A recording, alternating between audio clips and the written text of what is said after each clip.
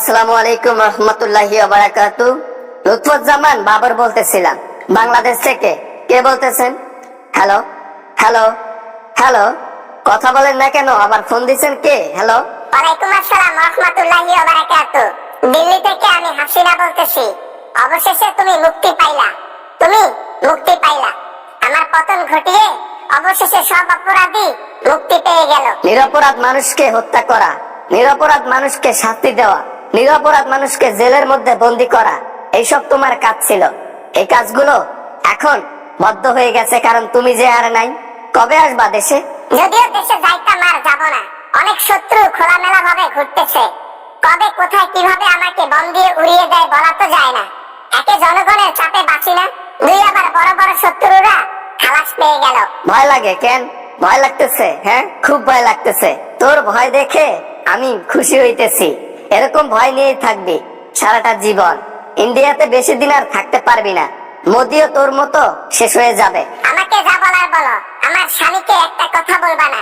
আমার স্বামী আছে বলে বিধায় তো আমি দিল্লিতে বসবাস করে খাইতে পারতেছি, থাকতে পারতেছি।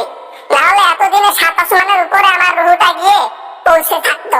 মৃত্যু হলে তোমাকে আল্লাহ তাআলা সহজভাবে মৃত্যু দিত, হয়তোবা বাঁচিয়ে রাখছে এই জন্য, কারণ ভয়াবহ মৃত্যু তোমার হবে একদিন। তুমি যেভাবে নিরপরাধ মানুষকে উপরে পাঠায় দিছো, হত্যা করছো, এগুলার বিচার হবে একদিন। বিচার করতে করতে আমি এমনিতেই বৃদ্ধকাল হয়েছে, আমার বয়স হয়ে গেছে। এমনিতেই একদিন হুট করে আমি উপরে চলে যাব। তখন আর মানুষের হাতে আমাকে উপরে পাঠাই দিতে হবে না। আমি অটোমেটিক বয়স হইলে উপরে উঠিয়ে যাব। মারার হলে বাংলাদেশে অনেক আগেই মারা যাইতা, কিন্তু না, যেহেতু বেঁচে আছো তার মানে এই যে জনগণের হাতে একদিন তোমাকে পরে জীবনটা ছেড়ে দিতে হবে। জনগণে অধিক আগ্রহে বসে আছে তোমার জীবনটা নেবার জন্য। জনগণ জনগণের মতো থাক, আমি আমার মতো আছি। স্বামী সন্তান সবাইকে নিয়ে সুখে আছি, দিল্লিতে বসবাস করতেছি। কোনো কিছুর অভাব নেই। শুধু একটু কষ্ট হচ্ছে, বৃদ্ধ বয়সে এসে বারবার বিছানায় শুইতে হচ্ছে। তার মানে কি মোদির শাঙ্কুপাঙ্কুরাও তোমার উপর লাফিয়ে পড়তেছে? আমার মনে হয় ঠিক তাই, কারণ মোদি তো অভ্যস্ত হয়ে গেছে। দুই একবার খেয়েছে, ভাল লাগছে, পরে খায় নাই, তাই প্রজাদের হাতে বিলিয়ে দিয়েছে। বাবর, সাবধান হয়ে কথা বলো বাবর। বয়স হয়ে গেছে, এখনো চালাকির কথাবার্তা বন্ধ হয় নাই। আমি দেশের মধ্যে ক্ষমতায় থাকলে তোমাকে আগে উপরে পাঠাই দিতাম।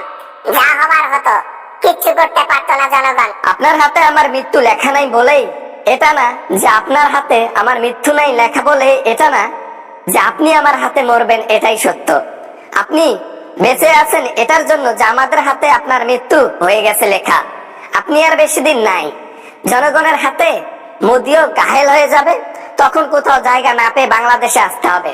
আর ওই সুযোগটায় বাংলাদেশের মানুষ কাজে লাগাবে ইনশাআল্লাহ।